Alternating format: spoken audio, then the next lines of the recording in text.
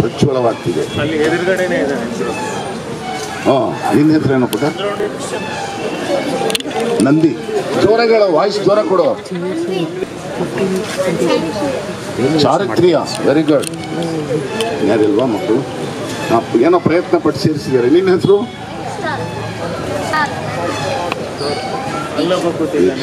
ಹೇಳ್ಬೇಕೇನೋ, ನೀವೇ ಹೇಳ್ಬೇಕು ಕಣ. ಜನ ಏನು ಹೇಳಿದ್ರು ಸಮಯ ಪ್ರಜ್ಞೆ ಅಂತ ಹೇಳಿದ್ನ ಇಲ್ವಾ? ನಾನು ಸಮಯ ಪ್ರಜ್ಞೆ ಅಂದ್ರೆ ಅದೇ. ನಾನು ನಿಮ್ಗೆ ಹೇಳ್ಕೊಡ್ಬೇಕಾದಿಲ್ಲ. ಈ ಕಾರ್ಯಕ್ರಮ ನಡೀತಿದೆ, ಈ ಮಕ್ಕಳನ್ನ ಕುರಿತು ಮಾತಾಡ್ತಿದ್ದಾರೆ ಅಂದ್ರೆ ನೀವೇ ಪಟಾಪಟ ಅಂತ ಹೇಳಬೇಕು. ಅದು ಹೌದಲ್ಲ? ಮತ್ತೆ ಹೇಳು. ಇವಾಗ ನೋಡಿ, ಇನ್ನೊಬ್ರು ಯಾರು ಹುಡುಗರು ನಾನು ಕೇಳಬೇಕಾದಿಲ್ಲ, ಅವರೇ ಹೇಳಬೇಕು. ಆಮೇಲೆ ನೀವು ಏನೇನು ಮಾತಾಡಿದೆ ಅಂತ ಕೇಳ್ತೀನಿ, ಇಬ್ಬರು ಹೇಳಬೇಕು. ದೇಶಪಾಂಡೆ ಅಂದ್ರೆ ಎಲ್ಲಿದ್ದಾರೆ?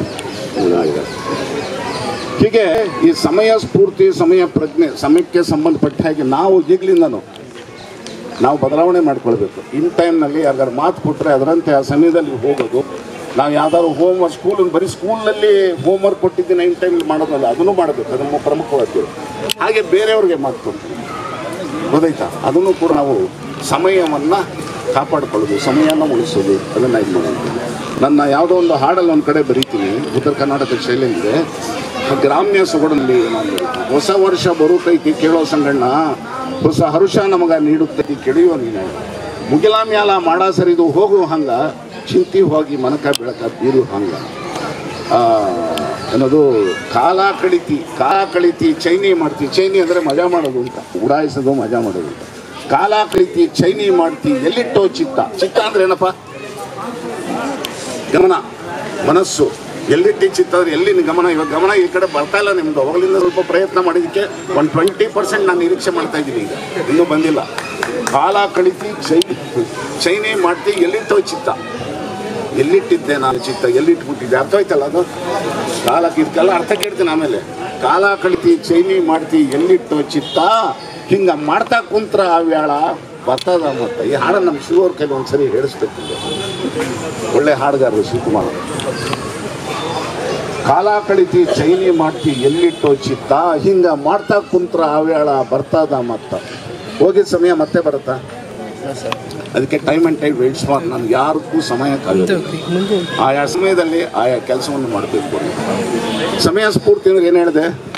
ಸಮಯ ಸ್ಫೂರ್ತಿ ಅಂದರೆ ಬೇರೆಯವ್ರದ್ದು ಟೈಮ್ನ ನಾವು ವೇಸ್ಟ್ ಮಾಡಬಾರ್ದು, ಅವರು ಅಲ್ಲ, ಅದು ಸಮಯಕ್ಕೆ ಅಂತ. ಸಮಯ ಸ್ಫೂರ್ತಿ ಇದ್ದರೆ ಸಂದರ್ಭ ಏನು ನಡೀತಿದೆ ಆ ಸಮಯದ ಬಗ್ಗೆ ನಾವು ಗಮನ ಇಟ್ಟು ಚಿತ್ತ ಇಟ್ಟು ಕೇಳಬೇಕು ಅಂತ.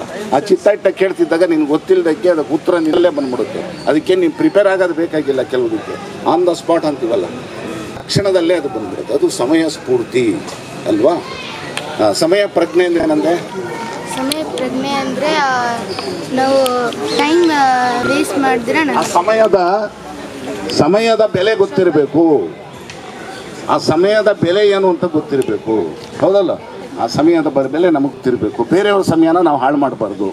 ಆ ಥರ ಹಾಳು ಮಾಡೋದು ಭಾಳ ಜನ ಇದ್ದಾರೆ. ಅದ್ರ ಕಡೆ ನಾವು ಗಮನ ಕೊಡಬಾರ್ದು. ನಾವು ಬದಲಾವಣೆ, ಸಣ್ಣ ಮಕ್ಕಳಿದ್ದೀರಾ, ಈಗಲಿಂದ ನೀವು ಬದಲಾವಣೆ ಮಾಡ್ತಾಯಿದ್ದೀವಿ. ಏನೇನೋ ಆಗಿದೆ, ಅವೆಲ್ಲ ಏನೇನೋ ಎಡವಟ್ಟುಗಳಾಗಿದೆ, ಅವೆಲ್ಲ ಕಷ್ಟ ಈಗ ಇದು ಮಾಡೋದು. ಇದನ್ನು ನೀವು ಈಗಲಿಂದ ಇದು ಮಾಡಿಕೊಂಡ್ರೆ, ನಿಮ್ಮ ಆ್ಯಟಿಟ್ಯೂಡ್ನ ಬೆಳೆಸ್ಕೊಂಡ್ರೆ, ನಿಮ್ಮ ನಡಾವಳಿಯನ್ನು ಬದಲಾವಣೆ ಮಾಡಿಕೊಂಡ್ರೆ ನೀವು ಅದ್ಭುತವಾದ ದೊಡ್ಡ ವ್ಯಕ್ತಿಗಳಾಗ್ತೀರಾ. ಅಷ್ಟೇ ಅಲ್ಲ, ಸಮಾಜವನ್ನು ಸರಿಯಾದ ರೀತಿಯಲ್ಲಿ ತಗೊಂಡು ಹೋಗೋದಕ್ಕೆ ದೊಡ್ಡ ಅವಕಾಶ ಆಗುತ್ತೆ. ಅದಕ್ಕೆಲ್ಲ ದಾರಿ ಮಾಡಿಕೊಡ್ತೀರ, ಹೌದಲ್ಲ? ಜೋರಾಗ ಏನು ವಾಯ್ಸ್ ಇಲ್ವಲ್ಲ? ಬೆಳಗ್ಗೆ ತಿಂಡಿ ಆಯ್ತಾ? ಇನ್ನೂ ಆಗಿಲ್ಲ ಅಂತ ದೊಡ್ಡವ್ರು ಹೇಳ್ತಾ ಇದ್ದಾರೆ. ನಿಮ್ದು ಆಗಿಲ್ಲ ಬಿಡಿ, ಗೊತ್ತಿಲ್ಲ. ನೀವು ಯಾವಾಗಲೂ ಆಗಿಲ್ದಂಗೆ ಕಾಣ್ತೀರಾ. ಆಯ್ತಾ ಇಲ್ವ ತಿಂಡಿ? ಆಗಿದ್ಯಾ? ಯಾರು ನಿಜ ಹೇಳಿದ್ರು, ಯಾರು ಸುಳ್ಳು ಹೇಳಿದ್ರು? ಇವಾಗ ಅವ್ರು ನಿಜ ಹೇಳಿದ್ರು, ನೀವು ನಿಜ ಹೇಳಿದ್ರು. ನೀನು ನಿಜ ಹೇಳಿದ್ಯಾ? ಸರ್ ತಿನ್ಬಿಟ್ಟು ನಾವು ಬಂದಿದ್ದೀವಿ. ನಿಜ ಹೇಳಿದ್ದೆ ನೀವು ಸರ್? ಅಂದರೆ ಅವ್ರ ಮಕ್ಕಳ ಜೊತೆ ಸೇರಿಸ್ಕೊಂಡ್ಬಿಟ್ಟಿದ್ದಾರೆ ಅಂತ ಮುಗ್ಧ ಮನಸ್ಸು ಪಾಪ ಅವರು, ಮುರುಗಿ ಅವರು. ಹೀಗೆ ಮಕ್ಕಳೇ ಮತ್ತು ಎಲ್ಲ ಸ್ನೇಹಿತರೆ ಇದು. ಆಮೇಲೆ ಇನ್ನೊಂದು ನೀವು ಗಮನಿಸಿದ್ದೀರಾ, ದಿವಸ ಇವತ್ತೇನೋ ಕಾರ್ಯಕ್ರಮ ಇದ್ದರು, ದೇಶಪಾಂಡೆ ಅವ್ರು ಹೇಳಿದ್ರು, ಅದಕ್ಕೆ ನಾ ಬಂದೆ ಅಂತ. ಇಲ್ಲಿ ನಾವು ಬರೀತಾರಾದ್ರು ಯಾತಕ್ಕೆ ಅದು ಗೊತ್ತಿದೆಯಾ? ಅದು ನಮ್ಗೆಲ್ಲದರಲ್ಲೂ ಪ್ರಜ್ಞೆ ಇರಬೇಕು. ಹೌದಾ? ಹಲೋ, ಕೇಳಿಸ್ತಾ ಇಲ್ವಾ? Hello hello. ಈಗ ಹಾಂ, ಈಗ ನೋಡಿ ಇಲ್ಲಿ ಒಂದು ಯಾತಕ್ಕೆ ಅಂತಂದರೆ, ನಾವು ಇತಿಹಾಸ, ನಮ್ಮ ಪರಂಪರೆ, ವಿಜ್ಞಾನ, ನಮ್ಮ ಭಾಷೆ ಎಲ್ಲದ್ರ ಬಗ್ಗೆನೂ ತಿಳ್ಕೊಳ್ತಾ ಹೋಗಬೇಕು. ಅದರ ಜ್ಞಾನವನ್ನು ಬೆಳೆಸ್ಕೊಳ್ತಾ ಹೋಗ್ಬೇಕು ಅಲ್ವಾ. ಅದಕ್ಕೆ ಸಂಬಂಧಪಟ್ಟಿದ್ದು ಇಲ್ಲಿ ಅಂತಲ್ಲ, ಇಲ್ಲಿ ಎಲ್ಲ ಹಿರಿಯರೆಲ್ಲ ಸೇರಿ ಒಂದು ಸಂಘ ಅಂತ ಮಾಡ್ಕೊಂಡಿದ್ದಾರೆ. ಹಲವಾರು ಕಾರ್ಯಕ್ರಮಗಳು ನಡೀತಾ ಇರುತ್ತೆ. ನಿಮಗೆ ಯಾವ್ದು ಇಷ್ಟ ಆಗುತ್ತೋ ಅದು ಬಂದು ನೀವು ಅದರಲ್ಲಿ ಭಾಗಿಗಳಾಗುತ್ತೆ. ಯಾತಕ್ಕೋಸ್ಕರ ಮಾಡ್ತಾರೆ ಅವರು ಅಲ್ವಾ? ನೀವು ತಿಳ್ಕೊಳ್ಳಿ ಅಂತ. ನೀವು ತಿಳ್ಕೊಂಡ್ರೆ ಅದಕ್ಕಿಂತ ಅವ್ರಿಗೆ ಕೊಡುಗೆ ಬೇರೆ ಇನ್ನೊಂದಿಲ್ಲ. ಮಾಡೋದೇ ಅದಕ್ಕೆ ಅಲ್ವಾ. ಹಾಗೆ ಇಲ್ಲಿ ಇತಿಹಾಸಕ್ಕೆ ಸಂಬಂಧಪಟ್ಟಿದ್ದು ಅದು ಇದು ಎಲ್ಲ ಬರೀತಾ ಇರುತ್ತೆ. ವಿಜ್ಞಾನ, ಇತಿಹಾಸ ಬಂದು ಎಲ್ಲ ಅಬ್ಸರ್ವ್ ಮಾಡಬೇಕು, ನೋಡಬೇಕು. ಎಲ್ಲ ಕಾರ್ಯಕ್ರಮ ಇದ್ದೆ ಮಾತ್ರ ಯಾರೋ ಹೇಳಿದ್ದಾರೆ, ನಮ್ಮ ದೇಶಪಾಂಡೆ ಅವರು ತಿಳಿಸಿದ್ರು, ಅದಕ್ಕೆ ಬಂದಿದ್ದೀನಿ, ಅಷ್ಟಕ್ಕೆ ಬಂದು ಮುಗಿಸ್ಕೊಂಡು ಹೋಗ್ತೀನಿ ಅಂತಲ್ಲ. ಸೊ ಇವತ್ತು ಪ್ರಮುಖವಾಗಿ ನಾನು ಹೇಳಿದ್ದು ಎರಡು ಯಾವುದು ವಿಷಯ? ಆ್ಯಟಿಟ್ಯೂಡಲ್ಲಿ ಎರಡು ವಿಷಯ ಹೇಳಿದೆ. ಆ್ಯಟಿಟ್ಯೂಡ್ ಅಂದರೆ ಕನ್ನಡದಲ್ಲಿ ಏನು? ಕನ್ನಡ ಫಸ್ಟು ಮೊದಲು ಏನು ಮರ್ತುಬಿಟ್ಟೆ ಆಗಲೇ. ಹತ್ರ ಬಾ ಜೋರಾಗಿ ಹೇಳು. ಸಮಯದ ಅಲ್ಲೋ ಆ್ಯಟಿಟ್ಯೂಡ್